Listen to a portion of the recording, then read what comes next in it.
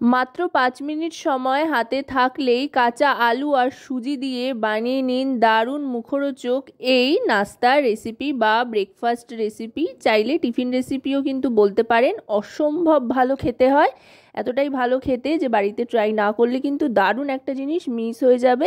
এজন্য প্রথমেই 1 বাটি সুজি আর খানিকটা কেটে নেওয়া আলু নিয়ে নিয়েছি। এখানে একটা বড় সাইজের আলু খোসা ছাড়িয়ে এরকম ছোট ছোট টুকরো করে সুজির সাথে মিক্সার জারে নিয়ে নিয়েছি। আর ঠিক যতটা সুজি নিয়েছিলাম 1 বাটি পরিমাণে, সেই 1 বাটি পরিমাণে জল কিন্তু এখানে দিয়ে দিচ্ছি। এবার এটা ভালো করে মিক্সার জারটা ব্লেন্ড করে নিতে হবে। ব্লেন্ড করে নিয়ে একটা এরকম স্মুথ ব্যাটার তৈরি করে নিতে হবে।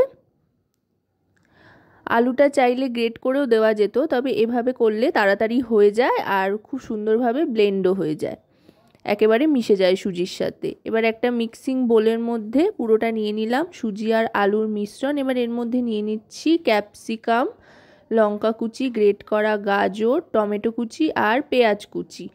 সমস্ত সবজিগুলোই চেষ্টা করতে হবে যতটা সম্ভব মিহি করে কেটে নেওয়া যায়। গাজরটা তো গ্রেটই করে নিয়েছি, আর ক্যাপসিকাম, পেঁয়াজ, টমেটো এগুলো একদম ছোট ছোট টুকরো করে কেটে নিয়েছি মিহি করে।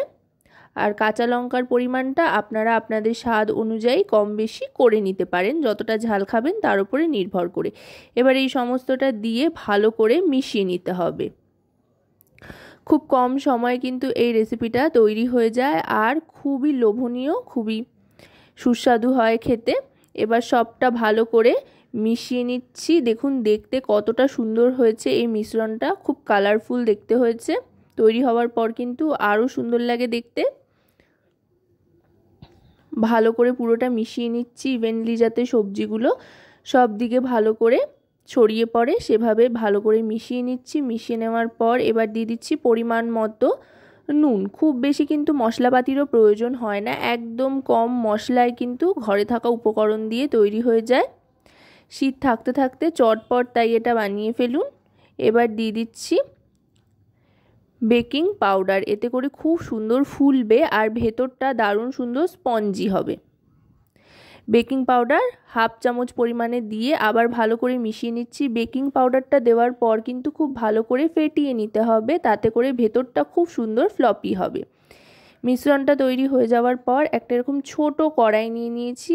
চাইলে আপনারা তারকা প্যানও নিয়ে নিতে পারেন, আর তারকা প্যান না থাকলে এরকম ছোট সিলভারের কড়াইও নিয়ে নিতে পারেন।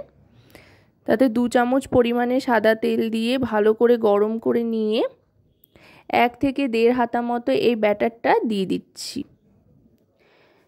দিয়ে দেওয়ার পর এবার গ্যাসের ফ্লেমটা মিডিয়াম টু হাইতে রেখে